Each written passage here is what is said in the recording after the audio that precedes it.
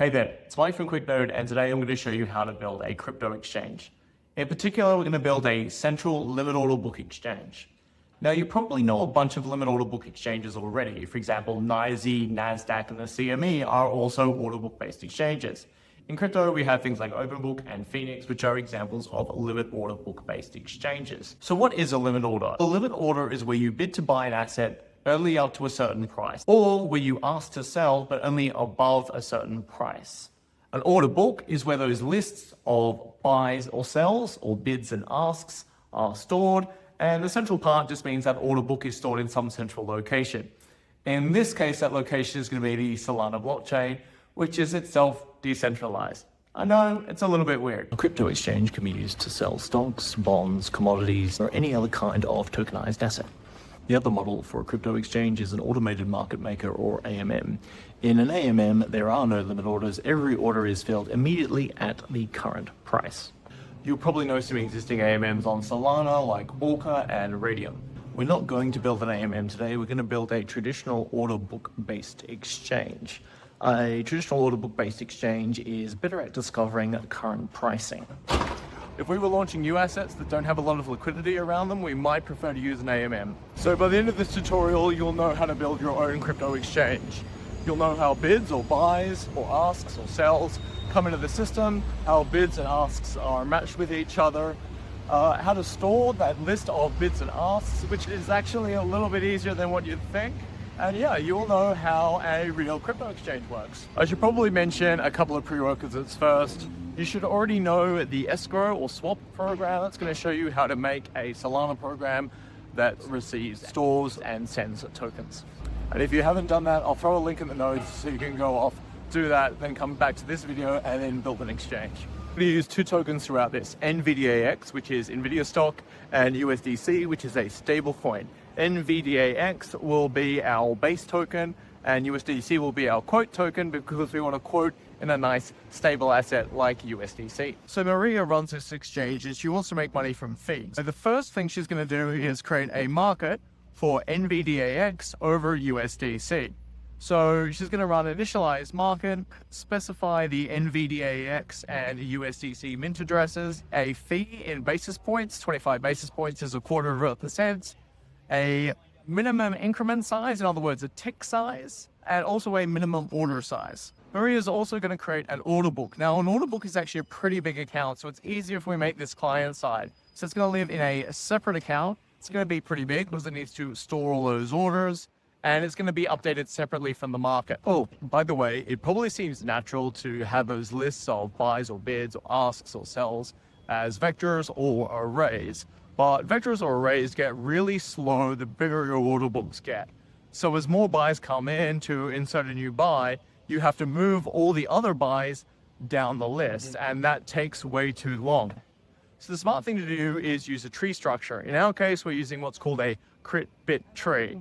It sounds complex, actually pretty simple. You just take the value of the order in binary and you make a tree shape based on where each order differs from the others. With the crit bit tree, inserting new values becomes super fast. All you do is go to wherever the binary representation differs and you insert a new node there. Now back to the video. And obviously, to store all those assets while they're resting, in other words, while those limit orders are sitting there on the order book, she's going to need a couple of vaults, one for NVDAx and the other for USDC.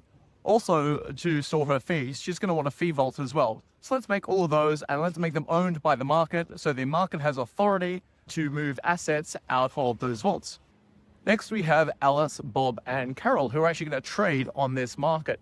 The first thing we need to do is have a place where we can save how much of each token the program owes that user. So when those users first use the app, we're going to make a market user account for them to track that information. Now, we could just send tokens to everyone directly, but it's actually easier if we consolidate those transfers into a single call so users can claim what is owed to them whenever they like. That's why we keep track of the unsettled base and the unsettled quote in the market user account. So Alice has a bunch of NVIDIA shares, but she wants out. She thinks AI is overhyped. So she's going to put in a sell order, in other words, an ask, to sell 10 NVIDIA shares at a reasonable price. She thinks she should get at least 265. Now, there's no orders on the books already, so there will be no buys or bids to match with her sell or ask order. So that bid's just going to sit there. It's going to be what's called a resting order. Oh, and by the way, for resting orders that aren't matched immediately, there's no fee. So Bob wants to buy NVIDIA, but he's not prepared to pay more than $250. So Bob puts in an order to buy 5 NVIDIA shares at $250, and again, there's no matching yet because no order matches Bob's buy. So Bob's order is also going to rest and it won't have a fee attached. So Carol comes along, she also owns NVIDIA and she wants out. She's going to sell for $245, and she puts a place order on the sell or ask side. And that is immediately matched with Bob's order. Now, Bob is prepared to buy for $250 and Carol was selling for $245. But the rules of the program are that it's always the higher price that matters. So 250 times 3 minus 0.0025, which is Maria's fee, is moved to Carol's unsettled quote. And 3 for the 3 NVIDIA shares is moved to Bob's unsettled base. So Bob only got 3 of the 5 NVIDIA shares he wanted, but he decides he's done now. He doesn't want those 2 other shares. So he runs cancel order. That order is removed from the order book. It's no longer standing. And Bob gets that $500 returned to his unsettled quote account. Now, you probably noticed throughout that whole thing that whenever somebody needed to give tokens to our program, we took them straight away and put them in a vault. But when our program needed to give tokens back to somebody, we incremented their unsettled base or unsettled quote in their market user account. That allows us to save a little bit of energy, or specifically save a little bit of CUs, by consolidating all those transfers into a single transfer. So when Bob and Carol want to take their money home, they run settle funds. So Bob gets his 3 NVIDIA shares that he's purchased and his $500 refund for the shares that he didn't purchase. Meanwhile, Carol gets her $750 minus the $1 fee Maria collected. Remember Maria, at any time she can run withdrawal fees, and that 1 USDC that she got from that trade between Bob and Carol will be pulled into her account. Maria is the only person that can pull out the fees because when she created the market, she specified that her account was the only account that is allowed to do that. So you've just seen the full flow of a Solana-based crypto exchange.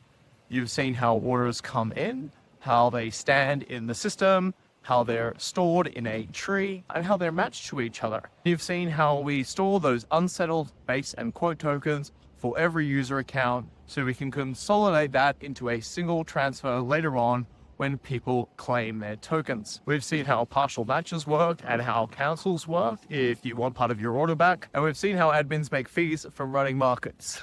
The full code for this exchange lives in the QuickNote Solana program examples library. I'll have a link to it down below.